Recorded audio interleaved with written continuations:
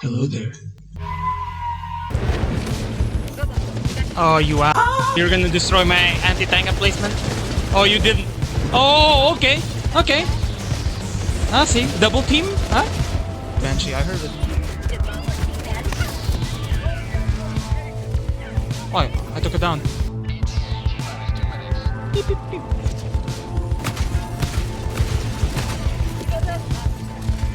Oh!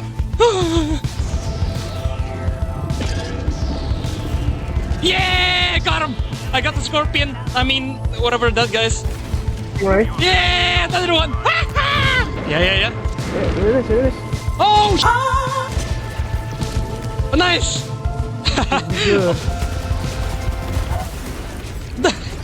They fly now? They fly now! What's up, you swines? It's me, Julie O'Brien, back with another Helldivers 2 rant. I mean, Helldivers 2 ideas. Similar to the backpack video I made like a year ago, I want to give you my 2 cents on how to make the game just a little bit better. The Stingray, aka Interloper, aka Covenant Banshee at home, is really cool and fun to fight. What's the best way to kill them? Aside from anti-tank weapons, autocannon, flight mode. Thanks for watching.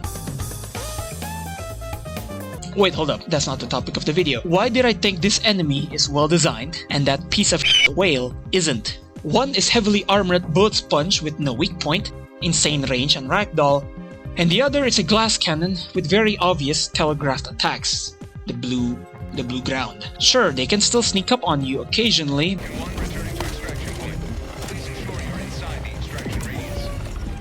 Oh, what the Man, there was no sound of that. But if you are super aware of your surroundings, and maybe install a sound overhaul mod, you should be able to hear them coming.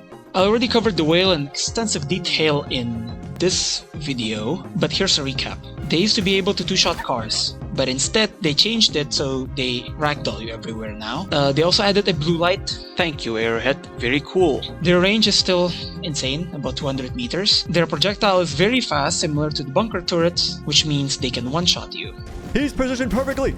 He's positioned perfectly! And they have no real weak point and have a bajillion health. Personally, I think fighting them is not fun. I know, brave take. I'm not saying they're hard to deal with if you have the right tools. I'm saying the act of dealing with them is unfun, because anti-tank stratagems are a hard requirement to hunt them. Which means you can't take them down with the main weapons you deal with the rest of the squids. Autocannon, HMG, AMR, none of them can break the outer layer, which is level 5 armor. So, you have this enemy that has an abnormally heavy armor compared to the rest of the faction, can one-shot you, ragdolls you every chance it gets, and you can't take them down with the weapons you deal with the rest of the faction. The Leviathan, it takes a lot of firepower to take down, so you might not even be that interested in attacking it, you might just want to get away from it. The excuse that you're supposed to run from them doesn't fly, because it's an enemy that will spawn every 2 minutes on the highest difficulty and can snipe you from 200 meters away. Taking them down is futile in the first place. Fact is, the Leviathan is such a weird enemy to be added in the all-light penetrating faction in the first place. The squids are known to be a faction where light pen weapons shine, and then Airwed decide enough is enough, and added this flying command bunker turret instead. It doesn't stop people from trying to hunt them down as quickly as possible though, to farm them for the major order. More like major pain in my ass. Alright, enough critique. Here's how I'll fix it. Ignore my fix last time. That was haphazard and rushed. This one's gonna make them funner to fight against. Take my word for it, because I'm a talented and experienced game designer. Did you know my dad worked at Blizzard? 1. Let's add a real weak point, maybe the tail. If you destroy it, it'll start falling down, crush whatever's underneath it, and explodes. 2. Make said weak point, whatever it is, doesn't have to be the tail, be no higher than armor level 4, so you can take them down with heavy penetrating weapons. 3. Make them have shields like the rest of the heavy illuminate roster, like the Harvester, the UFOs. Those are the only ones that have shields. I know I complain about them being bullet spongy, and now I'm adding shields to them. Have I lost my mind? No, because the next change is gonna be make the Carapace from level 5 to a decently tanky level 3 armor with high durability. I know this is gonna sound insane, but bear with me. Exposing the inner carapace will reveal an unarmored sack of meat that you can shoot AP to weapons. Or any weapons really, similar to the Overseer. My reasoning behind this stems from the fact that the Leviathan is alive! So just like the living, breathing... Do they breathe? Just like the living Illuminate roster, it should have the combined ability of Harvester's shields and the Overseer's outer armor, but scaled up. mate with better materials, I guess. If armor level 3 is too low for some people, I guess I can see it being armor level 4. I think that's fine. So to recap, after destroying their shield, you have a layer of carapace you can expose with a medium pen weapon like the machine gun. After that, you have the option to mag dump everything you have into that exposed meat section.